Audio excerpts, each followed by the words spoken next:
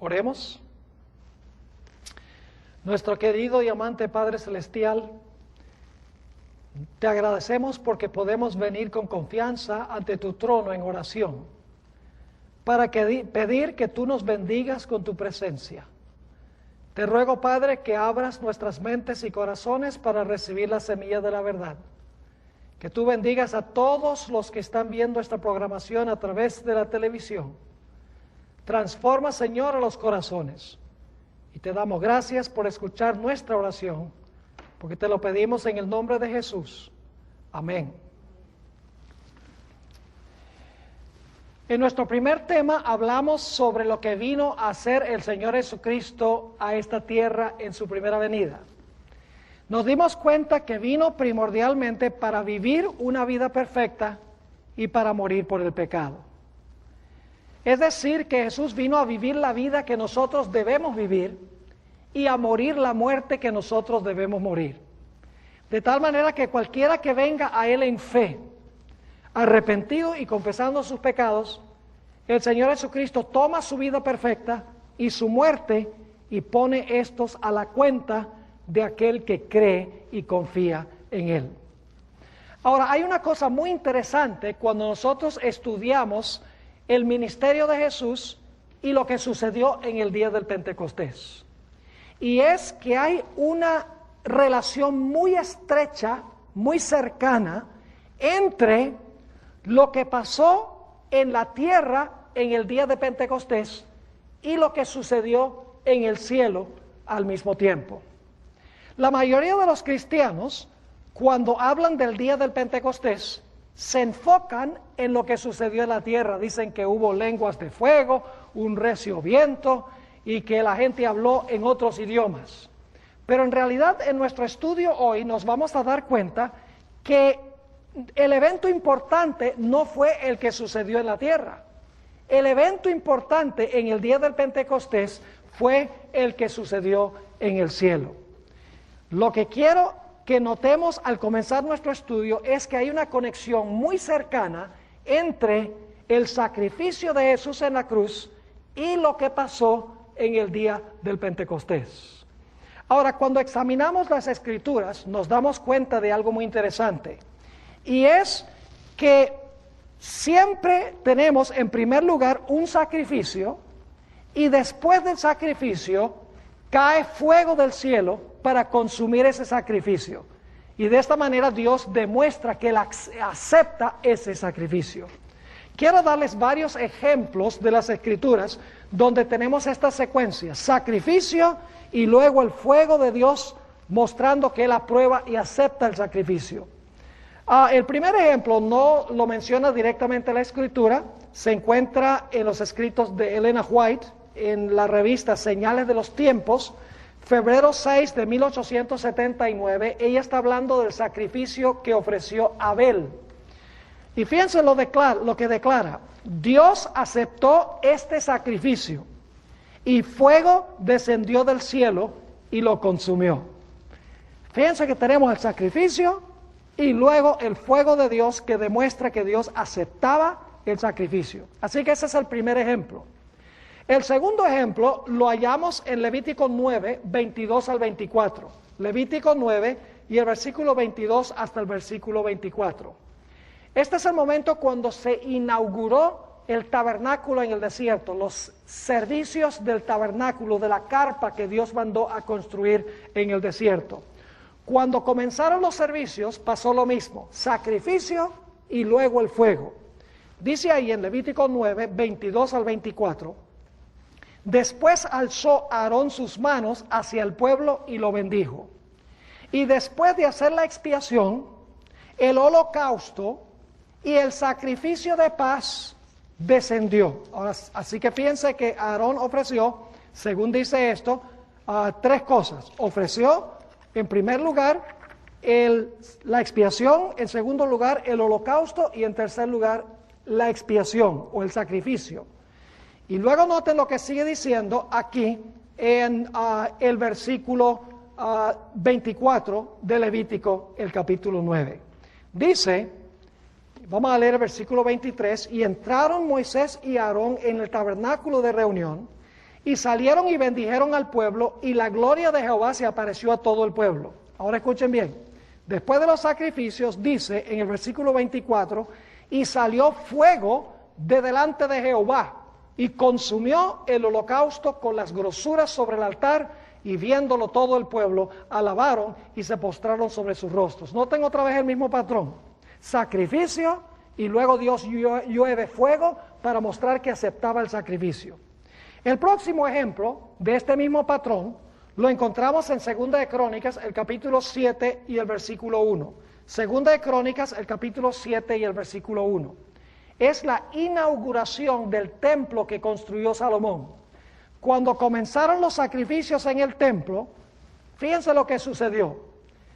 Dice en Segunda de Crónicas 7 y el versículo 1, cuando Salomón acabó de orar, descendió fuego de los cielos y consumió el holocausto y las víctimas, y la gloria de Jehová llenó la casa. Así que noten nuevamente, sacrificio y fuego, sacrificio y fuego. Noten otro ejemplo de esto en Primera de Crónicas, el capítulo 21 y el versículo 26. Aquí encontramos a David ofreciendo un sacrificio en la era de Ornán Jebuseo. Y fíjense que sucede lo mismo, el sacrificio y luego viene el fuego. Dice allí en Primera de Crónicas 21-26, y edificó allí David un altar a Jehová, en el que ofreció holocaustos y ofrendas de paz. E invocó a Jehová, quien le respondió por fuego desde los cielos en el altar del holocausto. Fíjense otra vez, sacrificio y luego ¿qué cosa? Y luego fuego, en señal de que Dios aceptaba ese sacrificio. El último ejemplo que quiero darles de este patrón o de este proceso, lo encontramos en Primera de Reyes, el capítulo 18 y el versículo 38. Primera de Reyes 18 y el versículo 38. Aquí encontramos al profeta Elías en el monte Carmelo. Acaba de colocar las víctimas sobre el altar. Y fíjense cómo Dios demostró que él aceptaba el sacrificio que había ofrecido Elías. Dice allí en Primera de Reyes 18:38, entonces cayó fuego de Jehová y consumió el holocausto, la leña, las piedras y el polvo, y aún lamió el agua que estaba en la zanja.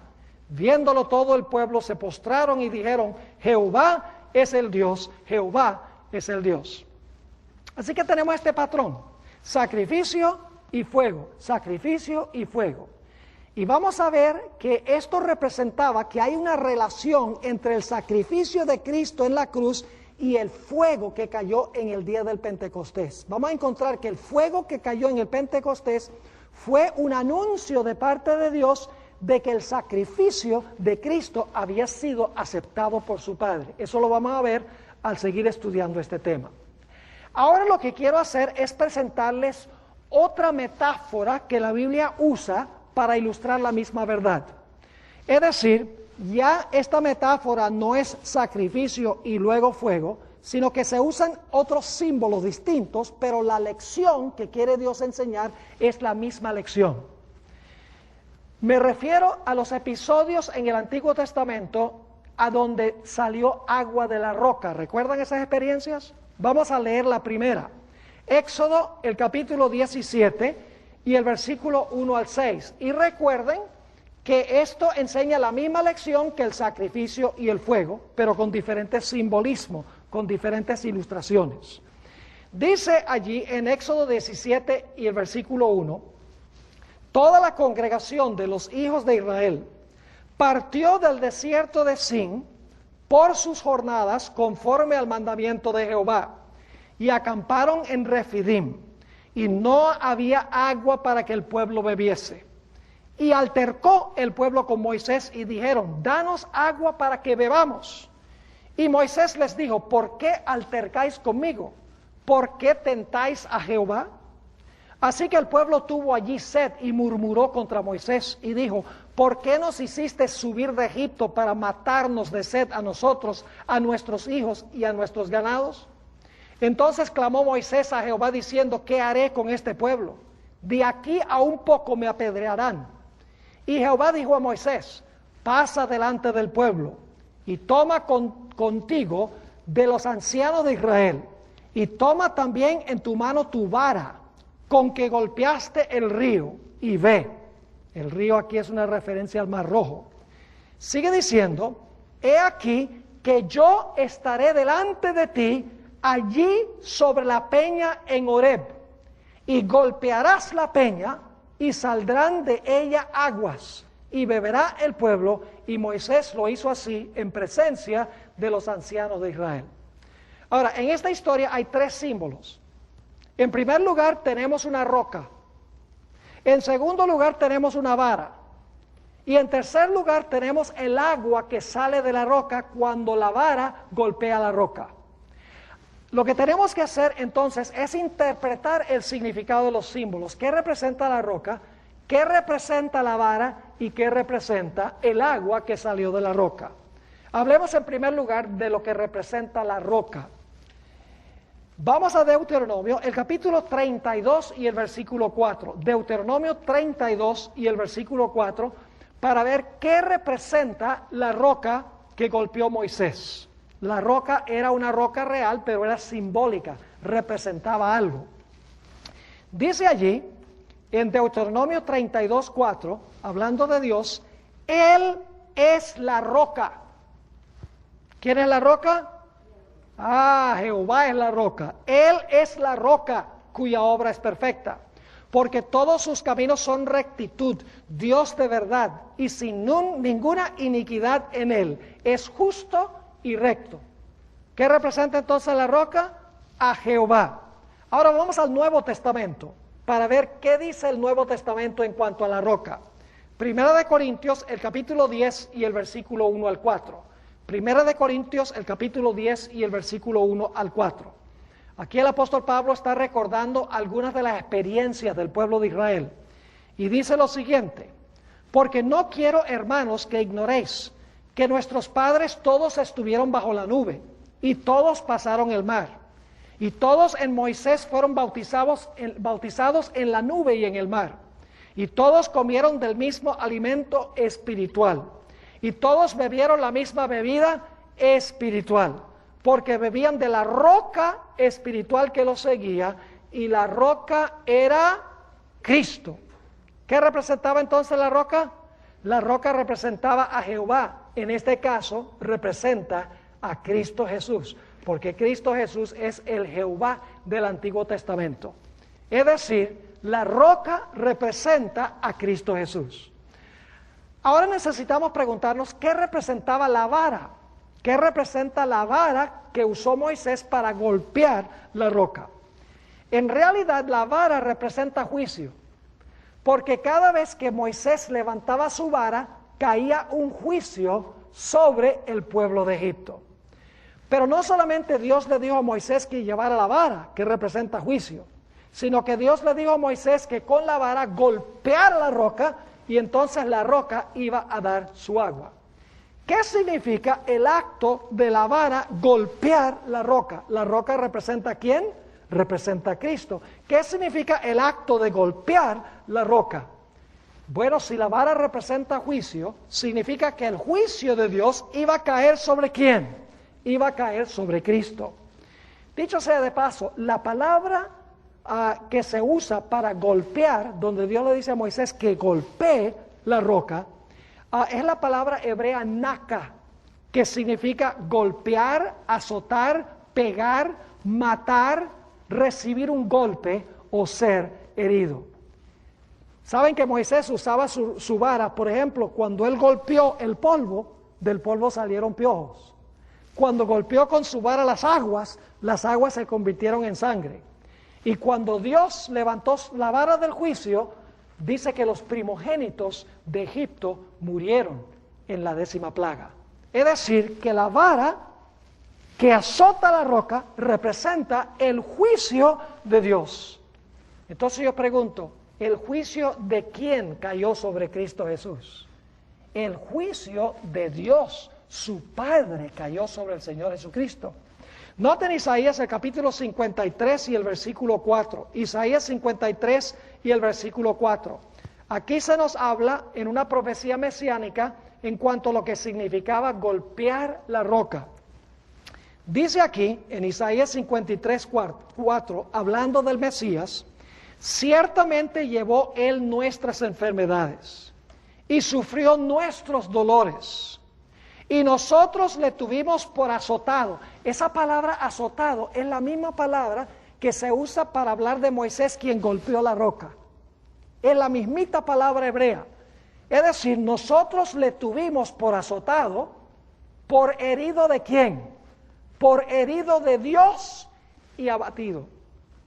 Entonces significa que Cristo la roca, la vara del juicio de su Padre cayó sobre quién, cayó sobre Cristo Jesús.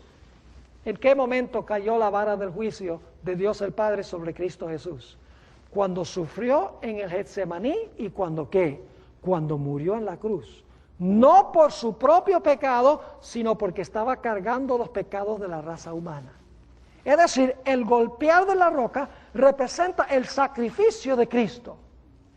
Pero ahora quiero que noten que cuando la vara golpeó la roca, cuando la vara del juicio de Dios cayó sobre Jesús, ¿qué pasó con la roca? La roca dio sus ¿qué? Dio sus aguas. Así que tenemos que interpretar qué es lo que representa el agua. Ahora fíjense, es la misma lección, pero con diferentes simbolismos. ¿Recuerdan? Sacrificio, fuego. Pero en el caso que estamos estudiando es, la roca es azotada y sale ¿qué? Agua. Y es interesante que en la Biblia, el fuego y el agua, ambos representan ¿qué cosa? El Espíritu Santo. Es decir, se sacrificaba el animal, caía fuego. Se golpeó la roca y salió agua. El fuego es lo mismo que el agua, es la misma lección, pero con diferentes simbolismos. Ahora, ¿qué representa el agua? Vayan conmigo a Juan 7 y el versículo 37 al 39. Juan, el capítulo 7 y el versículo 37 al 39 nos dice qué es lo que representa el agua que salió de la roca. Y esto está hablando de un evento que se realizó en la fiesta de tabernáculos en Jerusalén, a donde fue Jesús. Dice allí, en el último y gran día de la fiesta, Jesús se puso en pie y alzó la voz diciendo, si alguno tiene sed, venga a mí y beba. ¿Quién es la roca? Jesús. Jesús dice, si alguien tiene sed, venga a mí, que soy la roca, ¿y qué? Y beba el agua que va a salir de mí. Ahora, ¿a qué se refería Jesús? Versículo 38. El que cree en mí, como dice la Escritura, de su interior correrán, ¿qué cosa? Ríos de agua viva. Ahora, quiero que noten algo muy interesante aquí. Jesús dice, si tú tienes sed, ven a mí, ¿y qué? Ven a mí y bebe. Pero luego dice que cuando nosotros bebemos, de nuestro interior, ¿qué cosa? Fluyen las aguas que bebimos para beneficiar y ayudar a otras personas. Es decir, bebemos del agua y luego entonces el agua sale de nuestro interior a otras personas. Recibimos, en otras palabras, para dar. Ahora, ¿a qué se refería Jesús? Dice en el versículo 39, esto dijo del Espíritu. Fíjense que el agua representa el Espíritu. Esto dijo del Espíritu, que habían de recibir los que creyesen en Él, pues aún no había venido el Espíritu Santo porque Jesús no había sido aún ¿qué? Glorificado. Es decir, que el salir del agua de Cristo representa el derramamiento del Espíritu Santo en el día del Pentecostés como resultado del sacrificio del Señor Jesucristo. Déjenme darles otra ilustración para que podamos entender este asunto. Cuando salimos una noche y vemos la luna en el cielo, una luna llena, una luna romántica, miramos la luna y decimos, ¡ay, qué bella está la luna esta noche! Mire qué iluminada está. ¿Sabe lo que realmente deberíamos decir? Deberíamos decir, ¡ay, mire qué lindo está el sol esta noche! ¿Por qué razón? Porque la luna no tiene luz. La luz de la luna es la luna que recibe del sol y luego la proyecta a la tierra. ¿Verdad que sí? Es decir, por eso debemos decir, ¡ay, qué lindo está el sol esta noche! que está brillando sobre la luna y entonces la luna brilla a la tierra. El Señor Jesucristo dijo, yo soy la luz del mundo. Pero también dijo, vosotros sois la luz del mundo. En Juan 9:5 dijo, yo soy la luz del mundo. En Mateo 5:14 al 16 dice, vosotros sois la luz del mundo. Ahora, ¿quién entonces es la luz del mundo? ¿Es Jesús o somos nosotros? Bueno, Jesús es el sol y nosotros somos lunas. Jesús brilla en nuestra vida y luego nosotros brillamos a otros. Es otra forma de decir que nosotros venimos a Jesús, creemos en Él, bebemos el agua que Él nos da, el Espíritu Santo, y entonces luego nosotros llegamos a ser una fuente de agua para otras personas. A eso se refería Jesús cuando habló de venir a Él para beber las aguas. Noten 1 Corintios, el capítulo 12 y el versículo 13. 1 Corintios, el capítulo 12 y el versículo 13. Aquí dice claramente que el agua representa el Espíritu Santo. Dice allí, porque por un solo Espíritu fuimos todos bautizados en un cuerpo, sean judíos o griegos, sean esclavos o libres, y a todos se nos dio ¿a qué? A beber de un mismo Espíritu. ¿Qué representa entonces el agua? El Espíritu Santo. Jesús cae bajo la vara del juicio de Dios, es decir, muere en la cruz, y como resultado Jesús en el día del Pentecostés, ¿qué le da a su pueblo? Le da el Espíritu Santo para que cuando ellos reciben el Espíritu Santo puedan ir a predicar para también impartir el don o para impartir la bendición que ellos recibieron a otras personas. Quiero que notemos que hay un segundo episodio en cuanto a la roca, una segunda historia en cuanto a la roca en el Antiguo Testamento. Vayan conmigo a Números 20 y vamos a leer los versículos 7 al 11. Números 20 y los versículos 7 hasta el versículo 11. Esta es una segunda historia en cuanto a la roca. Dice allí, y habló Jehová a Moisés diciendo, toma la vara y reúne la congregación, tú y Aarón tu hermano. Y ahora fíjense la diferencia. Y hablad a la peña, a la vista de ellos, y ella dará su agua. La primera vez que tenía que hacer Moisés con la roca, golpearla, que significa que la roca iba a caer bajo ¿qué? Iba a caer bajo el juicio de Dios. Pero la segunda vez había que golpear la roca. No, Moisés tenía que ¿qué? Tenía que hablarle a la roca y pedirle a la roca que le diera su agua. Y sigue diciendo, y le sacarás aguas de la peña y darás de beber a la congregación y a sus bestias. Y Moisés estaba furioso, porque ya se le acabó la paciencia con este pueblo. Dice, entonces Moisés tomó la vara de delante de Jehová, como él le mandó, y reunieron Moisés y Aarón a la congregación delante de la peña. Y les dijo, oíd ahora rebeldes, ¿os hemos de hacer salir aguas de esta peña? Entonces alzó Moisés su mano y golpeó la peña con su vara 2 veces. Y salieron muchas aguas y bebió la congregación y sus bestias. ¿Qué hizo Moisés en vez de hablarle a la roca? Golpeó la roca 2 veces. Y por eso Dios no permitió que entrara a la tierra prometida. Fue un pecado horrible. Y el uno dice, ¿por qué fue tan terrible ese pecado? Permítame leerles una cita del libro Patriarcas y Profetas, página 442. Dios estaba presentando un lindo simbolismo y Moisés al golpear la roca 2 veces arruinó el simbolismo que Dios quería enseñar. Note lo que dice allí, Patriarcas y Profetas 4:42. Dice allí Elena White, por su acto temerario, Moisés restó fuerza a la lección que Dios se proponía enseñar. Ahora, ¿qué quería Dios enseñar? Fíjense, siendo la roca un símbolo de Cristo, había sido herida una vez, como Cristo había de ser ofrecido una vez. La segunda vez bastaba hablar a la roca, así como ahora solo tenemos que pedir las bendiciones en el nombre de Jesús. Al herir la roca por segunda vez, se destruyó el significado de esta bella figura de Cristo. Moisés arruinó el simbolismo. Y fíjense que hay una iglesia en el mundo hoy que está cometiendo el mismo pecado que cometió Moisés.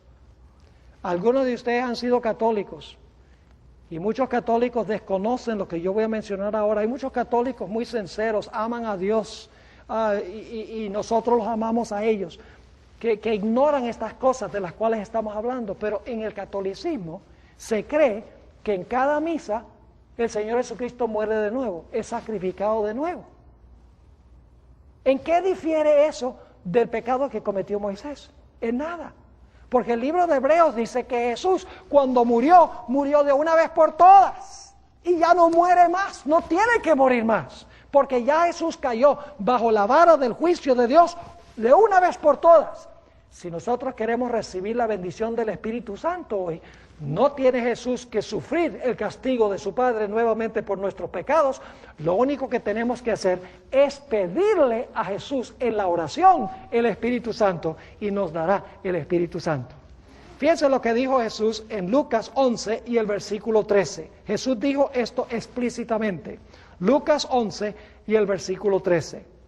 Dice Jesús aquí: pues si vosotros, siendo malos, sabéis dar buenas dádivas a vuestros hijos, ¿cuánto más vuestro Padre Celestial dará el Espíritu Santo a los que se lo pidan?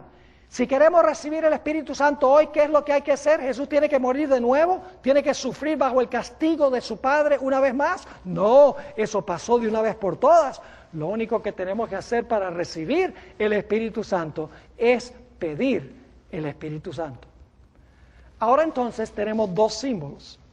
Tenemos el sacrificio y luego el fuego, donde Dios demuestra que aceptó el sacrificio. Luego tenemos la roca es golpeada y sale el agua. Es decir, el descender del fuego y el salir del agua representan lo mismo, pero bajo un simbolismo distinto. ¿Está claro ese punto? Ahora, entonces, ¿hay una conexión entre el sacrificio de Jesús y el derramamiento del Espíritu Santo? ¿Hay alguna conexión entre esos dos eventos? Obviamente hay una conexión muy estrecha. Ahora, vamos a resumir la conexión entre la cruz y el Pentecostés. El Señor Jesucristo vino a esta tierra, como hemos dicho, a vivir una vida perfecta. ¿Y a qué? Y a morir por el pecado. El Señor Jesucristo vivió 3 años y medio durante su ministerio, afrontó todas las tentaciones de Satanás y no pecó ni una sola vez. Es decir, Jesús vivió la vida perfecta que Dios me exige a mí. Pero luego el Señor Jesucristo tomó nuestros pecados y sufrió bajo la vara del castigo de su Padre, bajo el juicio de su Padre.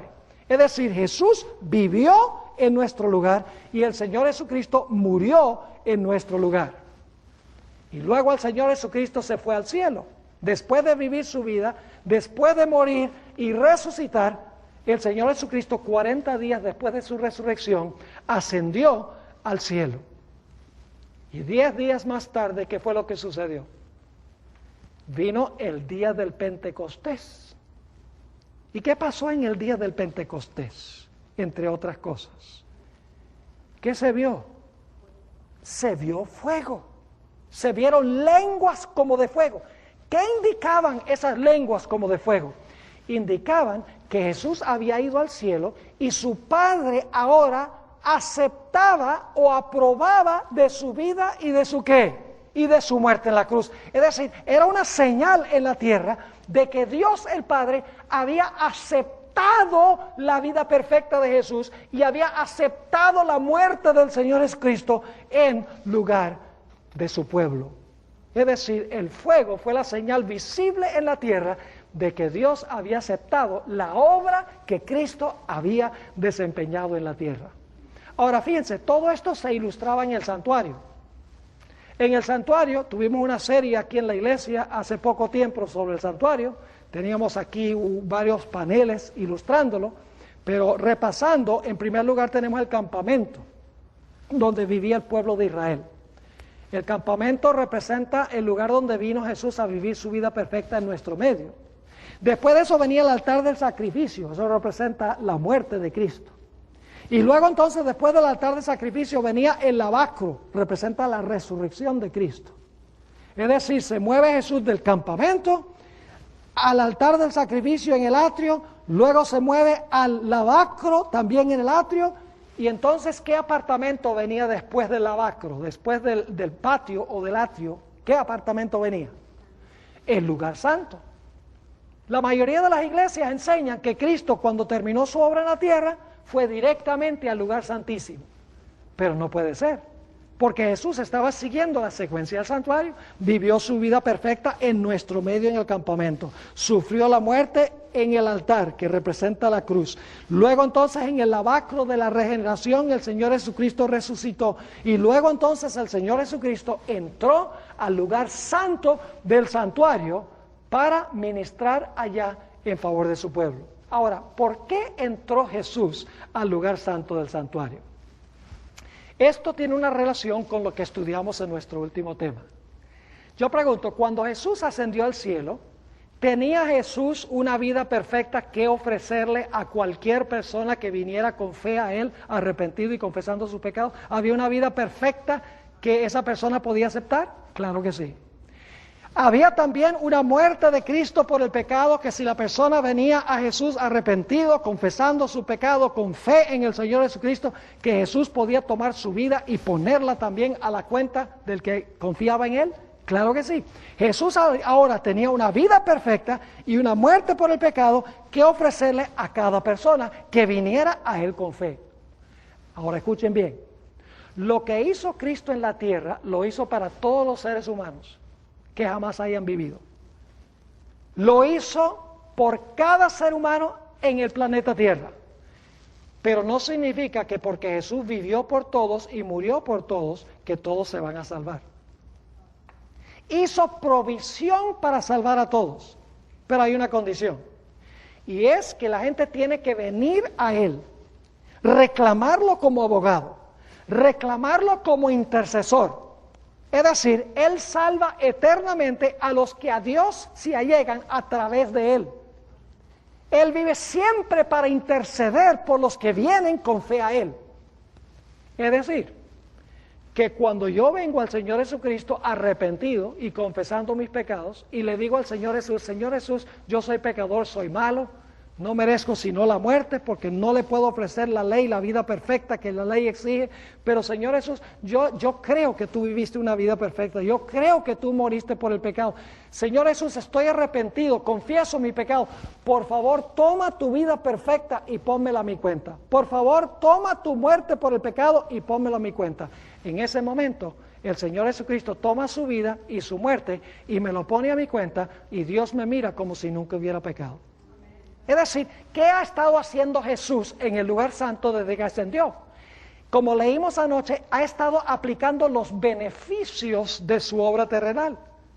Es decir, Él no podía darle sus beneficios a sus seguidores sin haber ganado primero los beneficios. Y los beneficios son su vida perfecta y su muerte por el pecado.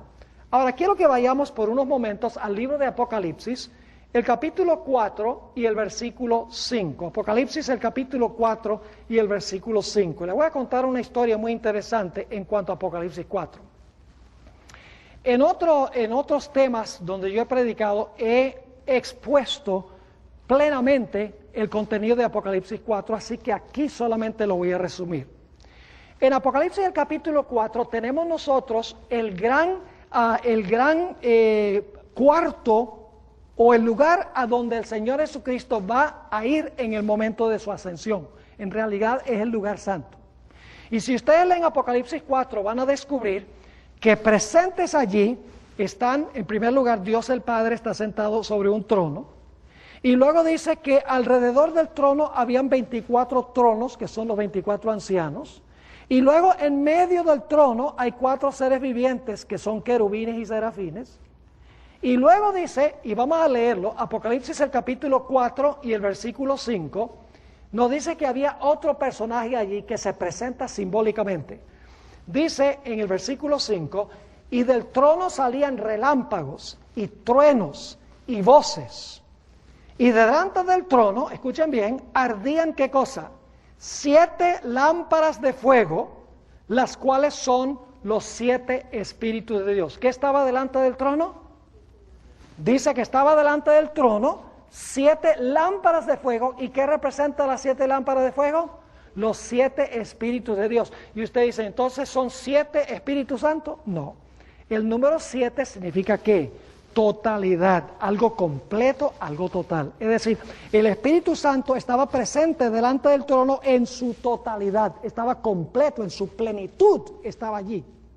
Entonces en el capítulo 4 tenemos, muy interesante, está Dios el Padre allí, están los 24 ancianos, que son los que representan los mundos que nunca pecaron, están los querubines y los serafines, que son los 4 seres vivientes, está la plenitud del Espíritu Santo delante del trono, representado por los 7 candeleros que están ardiendo, pero cuando uno lee el capítulo 4, no se encuentra Jesús allí, ni tampoco está la hueste de los ángeles. Uno dice, bueno, ¿y dónde estaba Jesús y a dónde estaban los ángeles?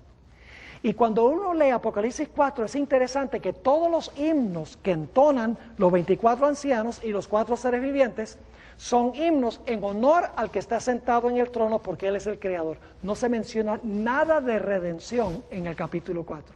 Toda la alabanza es en pro del Creador. Y termina el capítulo 4 y uno dice, bueno, ¿y a dónde estaba Jesús? ¿Y a dónde estaban los ángeles? ¿Y por qué es que se estaba alabando al que estaba en el trono por ser el Creador y no se dice nada de la redención? La respuesta es que en el capítulo 5 ahora llega Jesús, en el capítulo 5. Y llega con los ángeles. Quiero leer Apocalipsis el capítulo 5 y el versículo 6. Apocalipsis 5, 6. En realidad en el capítulo 4... se está preparando el salón a donde va a venir Jesús cuando ascienda al cielo. En el capítulo 5 es el momento cuando Jesús llega allá. Dice en Apocalipsis 5 y el versículo 6, y miré, y vi que en medio del trono, y de los 4 seres vivientes, y en medio de los ancianos, estaba en pie un ¿qué? Un cordero como inmolado. ¿Qué significa eso? Inmolado. Un cordero que había sido ¿qué? Sacrificado. Pero pregunto, ¿estaba vivo el cordero cuando Juan lo vio? Sí, porque estaba parado. Es decir, esto está hablando del momento cuando Jesús fue al cielo después de su ¿qué? Después de su muerte en la cruz, después de tener las heridas en sus manos y en sus pies. Ahora sigue diciendo, y miré y vi que en medio del trono y de los 4 seres vivientes y en medio de los ancianos estaba en pie un cordero como inmolado, que tenía 7 cuernos y 7 ojos, ahora escuchen con cuidado, los cuales son los ¿qué? 7 espíritus de Dios, pero ahora fíjense que va a decir algo muy interesante en cuanto a los 7 espíritus. En el capítulo 4 dice que los 7 espíritus estaban sencillamente ¿qué? Delante del trono. Pero ahora Dios va a hacer algo con los 7 espíritus. Dios va a hacer algo con la plenitud del espíritu. ¿Qué es lo que va a hacer? Dice en la última parte del versículo, los cuales son los 7 espíritus de Dios que enviados por toda la tierra. ¿A qué momento se refiere eso cuando dice que la plenitud del Espíritu Santo es enviado a la tierra? Está hablando del momento cuando el Señor Jesucristo derramó ¿qué? El Espíritu Santo en el día del Pentecostés. Elena E. White tiene un comentario muy interesante en el libro Historia de la Redención, página 405. Y también quiero animarles, por la premura del tiempo no lo podemos leer, pero las últimas 3 páginas del Deseado de todas las gentes describen esta escena de la ascensión de Jesús y lo que acabamos de notar en Apocalipsis 4 y 5. Resumiendo, ahí la hermana White dice que cuando Jesús ascendió al cielo, los ángeles que lo acompañaban, la muchedumbre angélica, estaba cantando y estaba alabando a Dios y estaba cantando el himno de victoria de Jesús, porque venía del campo de batalla con las heridas, pero la había ganado a Satanás. Y dice que cuando llegó a la santa ciudad, las puertas se abrieron, Jesús entró, los ángeles estaban cantando, cuando de repente Jesús levantó las manos y dijo, shh, no canten. Tengo que ir ante la presencia de mi Padre. Y el Señor Jesucristo entró delante de su Padre, le mostró las señales de los clavos en las manos, las señales de los clavos en los pies, le mostró la herida en su costado, las heridas en su sien, y le dijo, Padre, he dado mi vida cargando los pecados de la raza humana. He vivido una vida perfecta. Padre, yo necesito saber si lo que yo hice es suficiente para salvar a mi pueblo, para que ellos puedan venir hasta conmigo acá. Por favor, Padre, quiero estar seguro. Dime si mi vida y mi muerte son aceptados ante ti. Y dice ahí la hermana White que el padre abrazó a su hijo, le dijo, tu vida y tu muerte son suficientes para traer aquí a tu pueblo algún día. Y entonces el padre dice, adórenle todos los ángeles de Dios. Y los ángeles prorrumpen en una alabanza triunfal que hace sacudir los atrios del cielo. Y entonces Jesús derrama el Espíritu Santo y se ven en la tierra las lenguas de fuego. Dios estaba diciendo, las lenguas de fuego son una indicación de que el Padre aceptó el sacrificio y la vida del Señor Jesús. Hay una conexión entonces entre el sacrificio de Cristo y lo que sucedió en el día del Pentecostés. Absolutamente. Noten lo que dice la hermana White en Historia de la Redención, página 405. Dice, el rasgamiento del velo del templo demostró que los sacrificios y los ritos judaicos ya no serían aceptados. El gran sacrificio ya había sido ofrecido y aceptado. ¿Qué había pasado? El sacrificio había sido ¿qué? Ofrecido y ¿qué más? Y aceptado. Y luego dice, y el Espíritu Santo que descendió en el día del Pentecostés apartó la atención de los discípulos del santuario terrenal para dirigirla al celestial, donde Jesús entró por medio de su propia sangre para derramar, ahora escuchen bien, sobre sus discípulos los beneficios de su expiación. Es decir, empezando después del día del Pentecostés, Jesús dice, ahora el fuego demuestra que el sacrificio es aceptado, ahora yo estoy dispuesto de aceptar clientes. El santuario está abierto. Ahora individualmente ustedes pueden venir y pueden, arrepentidos y confesando sus pecados, pueden reclamar mi vida y mi muerte, y entonces yo voy a poner eso a su cuenta. Y eso es lo que los discípulos debían ir a ¿qué? A predicar. Y entonces la gente que recibía el mensaje, ellos también se iban a arrepentir, también iban a confesar, también iban a recibir el Espíritu Santo, y luego entonces iban a salir a contarle a otras personas. Y esas personas se iban a arrepentir, iban a confesar, iban a confiar en Jesús, iban a recibir el Espíritu Santo, y esos entonces iban a anunciar el Evangelio a otras personas. De tal manera que el Evangelio iba a llenar al Imperio Romano, y así exactamente fue que sucedió. Ahora, ¿cuál era la misión de los discípulos entonces? Vamos a ir a Hechos, el capítulo 1 y el versículo 7 y 8. Hechos, el capítulo 1 y el versículo 7 y 8. Yo pregunto, ¿los apóstoles habían bebido del agua, sí o no? ¿Recibieron el Espíritu en el día del Pentecostés? ¿Cómo no? Y ahora Dios le dice a ellos, ¿qué cosa?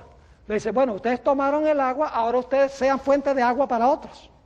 ¿Recuerdan lo que dijo Jesús en Juan el capítulo 7? Ahora fíjense lo que dice Hechos 1, 7 y 8. Y les dijo, no os toca a vosotros saber los tiempos o las sazones que el Padre puso en su sola potestad. Ahora escuchen bien, pero recibiréis poder. ¿Cuál poder era ese? El del Espíritu Santo. ¿Para qué iban a recibir poder? ¿Para edificarse ellos personalmente? No, señor. El Espíritu Santo no se derrama para edificación personal. Sigue diciendo, recibiréis poder cuando haya venido sobre vosotros el Espíritu Santo, y me seréis ¿qué? ¿Por qué reciben poder? Para que fueran ¿qué? Me seréis testigos en Jerusalén, en toda Judea, en Samaria y hasta lo último de la tierra. Es decir, la roca había sido golpeada, el agua había derramado su agua, la roca había derramado su agua, los discípulos bebieron el agua en el día del Pentecostés, y ahora ellos, de su vientre fluye agua para bendecir a otras personas. Y el proceso sigue y sigue y sigue.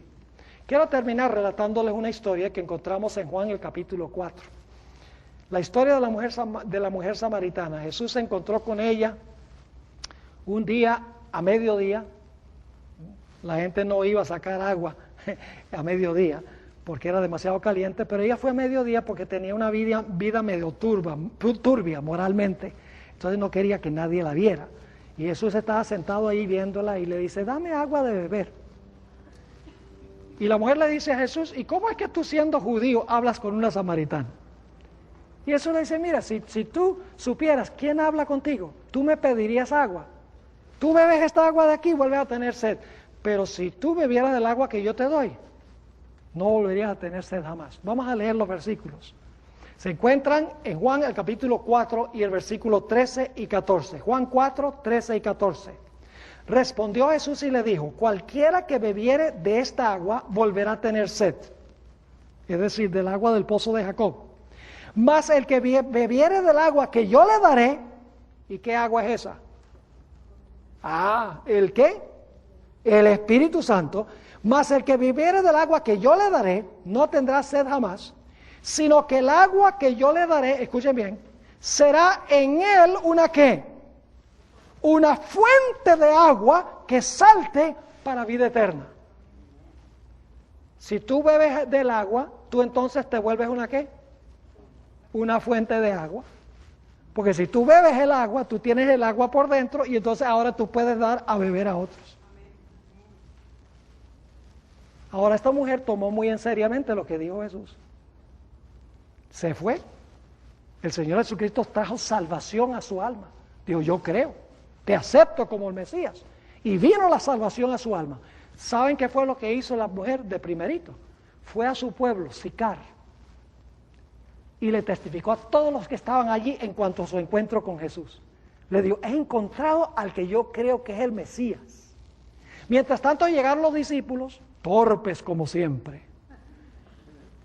Jesús los había mandado a buscar comida, y cuando traen la comida, Jesús dice, no, mi comida y mi bebida es hacer la voluntad de mi Padre que está en los cielos y terminar su obra. Y los discípulos dicen, bueno, a lo mejor alguien le trajo comida cuando estábamos por allá buscando comida. No entendían. Y luego entonces dice que Jesús apuntó, dice, ¿ustedes no han oído que faltan 4 meses para la cosecha? Dice, no faltan 4 meses. Dice, miren los campos, están blancos y listos para la cosecha.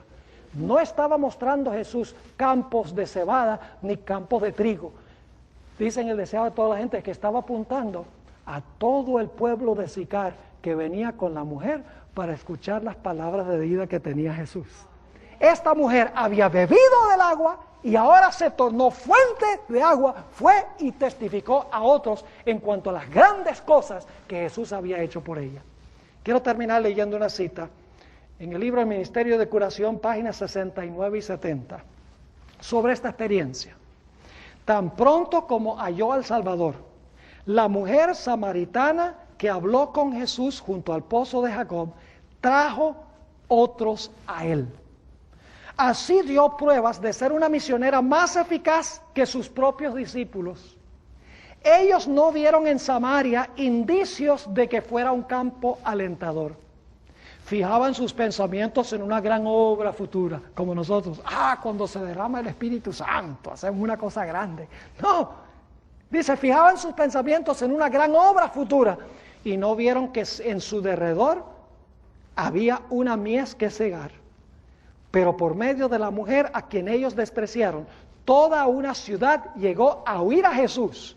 Ella llevó enseguida la luz a sus compatriotas. Y luego comenta ella, esta mujer representa la obra de una fe práctica en Cristo. Cada verdadero discípulo nace en el reino de Dios como misionero. Apenas llega a conocer al Salvador, desea hacerlo conocer a otros. La verdad salvadora y santificadora no puede quedar encerrada en su corazón. El que bebe del agua viva llega a ser una fuente de vida. El que recibe se transforma en un dador. Así que si nosotros no sentimos ningún deseo de compartir con otras personas lo que Dios ha hecho con nosotros, es porque Dios no ha hecho nada con nosotros. Todo aquel que tiene conexión con la fuente de la luz, impartirá luz. Y es mi oración que nosotros seamos impartidores de luz. Oremos. Padre, te damos gracias por estas historias maravillosas en tu santa palabra.